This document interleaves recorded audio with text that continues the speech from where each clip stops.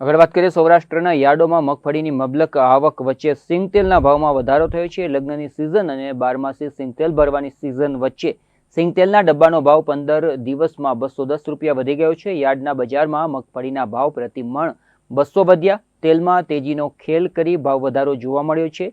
15 kilo સિંગતેલનો ડબ્બો પહેલા 2415 રૂપિયા હતો, જે ગઈકાલે વધીને 2625ના ભાવે વેચાયો હતો।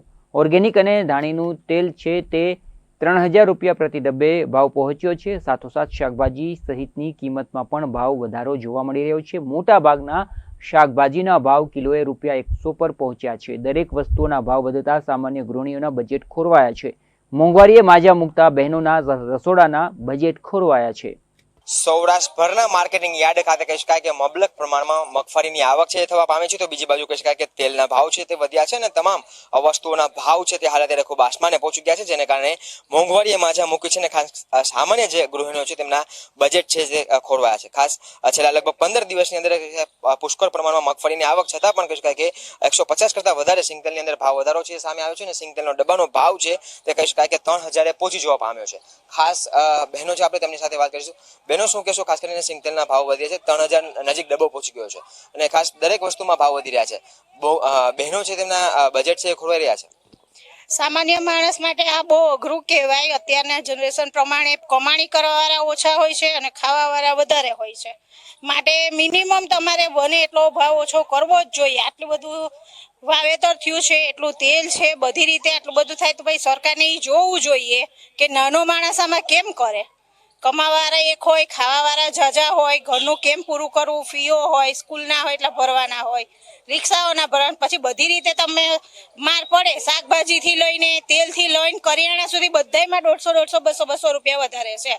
જ્યાં ટમેટા 40ના કિલો હતા અત્યારે 100 રૂપિયા કિલો થઈ ગયા છે। બટેટા 20 થી 15ના કિલો બતાવતા 40 થી 45 રૂપિયા કિલો છે। એટલે પછી બધી રીતે સામાન્ય માણસને માર પડે, મોંઘવારી બધાને નડે છે। તો સરકારને એ ધ્યાન તો દેવું જ જોઈએ થોડું ઘણું, તો કે નાના માણસ શું કરે। પૈસાવાળાને કશોય તકલીફ નથી, પૈસાવાળા બધું કરી લેવાના છે અને ગરીબ સમજીને બધા દેવાના જ છે। મરો તો સામાન્ય માણસનો જ છે, મિડલ ક્લાસ લોકો જ નથી કરી શકવાના। કોઈ જો નથી માંગી શકતા, નથી પૂરું કરી શકતા, એ લોકોને જ વાંધો પડવાનો છે। મિડલ ક્લાસ લોકોને જ વાંધો પડવાનો છે। શું કહેશો બેન, મગફળીની આટલા પ્રમાણમાં આવક છે તેમ છતાં પણ ભાવ વધી રહ્યા છે, લાગે છે ક્યાંક સંગ્રહખોરી હશે ને ક્યાંક ને ક્યાંક એને કારણે આ ભાવ વધી રહ્યો છે?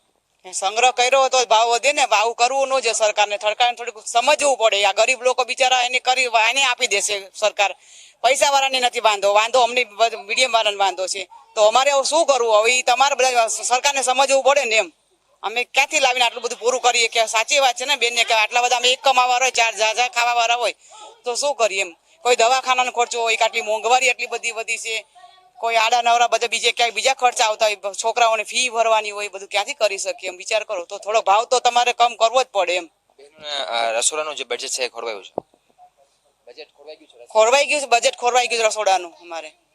બહેનોના બજેટ છે ખોરવાઈ ગયા। બેન, શું કહેશો? જે પ્રમાણે મોંઘવારી વધી રહ્યા છે, સિંગતેલમાં પણ 210 રૂપિયાનો વધારો 15 દિવસની અંદર, કઈ રીતે કરો? સરકારની વ્યવસ્થા ગમે તેમ કરીને કરવી પડે, કે અમે તો ક્યાંય જોવા નથી આવતા, ક્યાં શું થાય કંઈક થાય। અમારે ગવર્મેન્ટ જોબ નથી, દુકાન નથી, પ્લસ છોકરાઓ પર છે, મારે તો ઘરવાળો નથી। આ કેટલું ઘરનું હેન્ડલિંગ કરવું પડતું હોય એ બધી અમને જ ખબર હોય ભાઈ, અઘરું છે। બધી વસ્તુના ભાવ એટલા વધી ગયા છે, એટલે સરકારને વિનંતી છે અમારી કે થોડોક ભાવ ઘટાડો કરે।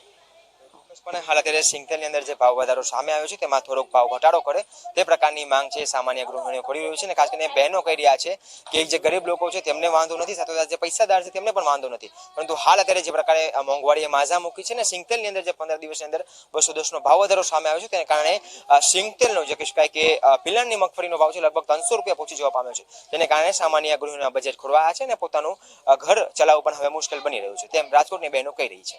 કેમેરા પર્સન કેતન લખતરિયા સાથે દિલાવ ચુડેસરા, ગુજરાત ન્યૂઝ, રાજકોટ।